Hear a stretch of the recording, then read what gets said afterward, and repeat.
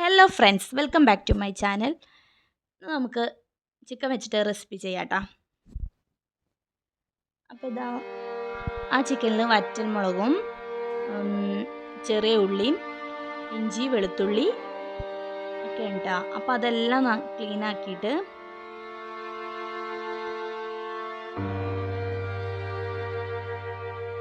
Clean ആക്കാനായിട്ട് നമ്മൾ ഇട്ട് കൊടുക്കട്ടെ.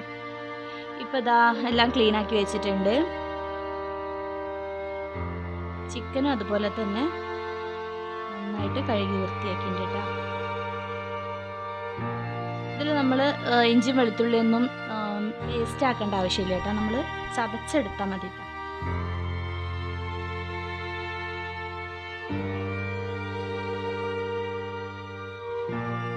അപ്പോൾ അതാ ചിക്കനിൽ മസാല തേച്ചെടുക്കാൻ വേണ്ടിയിട്ട് ചിക്കൻ മസാല ഉണ്ടാകും. കുറച്ചധികം തന്നെ ചിക്കൻ മസാല ചേർത്ത് കൊടുക്കുകയാണ്.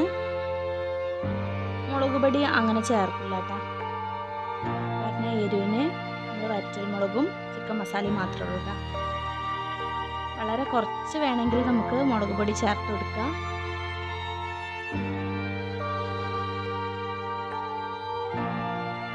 പിന്നെ മഞ്ഞൾപ്പൊടിയും കൂടിയും കൂട്ടിയിട്ട് നന്നായിട്ട് കുഴച്ചെടുക്കാം. ഞാൻ അതിൻ്റെ ഇടയിൽ കുറച്ച് മുളക് പൊടി ചേർത്തിരുന്നു കേട്ടോ, ഒരു കളറിന് വേണ്ടിയിട്ട്. പക്ഷെ ഇട്ടിട്ടില്ല. ചേർക്കേണ്ട ആവശ്യമൊന്നുമില്ല. ഞാനൊന്ന് ചെറുതായിട്ടൊന്ന് ചേർത്ത് കൊടുത്തുന്നുള്ളൂ. ഇപ്പോൾ ഇതാ ചെറിയ ഉള്ളി എല്ലാം അരിഞ്ഞ് വൃത്തിയാക്കി വെച്ചിട്ടുണ്ട്.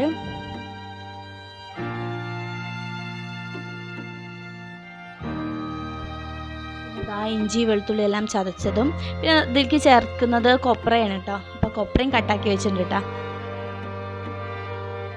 ഇതാ ഗ്യാസ് ഓൺ ചെയ്ത് നമ്മളൊരു പാത്രം അടുപ്പത്തോട്ട് വെച്ച് ഓയിൽ വെച്ച് കൊടുത്തിട്ടതിന് ശേഷം ഇതാ ചെറിയ ഉള്ളിയും കറിവേപ്പിലയും പാകത്തിന് ഉപ്പിട്ട് കൊടുത്ത് കൂടെ തന്നെ നമ്മൾ അരിഞ്ഞു വെച്ച കൊപ്രയും ചേർത്ത് കൊടുക്കട്ടെ.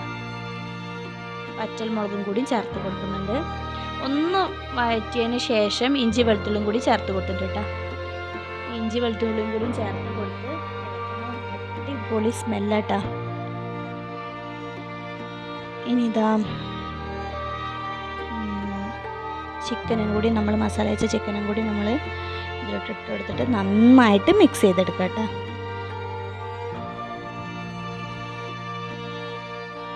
ഒരു ഗരം മസാലയോ മല്ലിയിലോ ഒന്നും ചേർക്കില്ല കേട്ടോ ഈ ചിക്കനിൽ.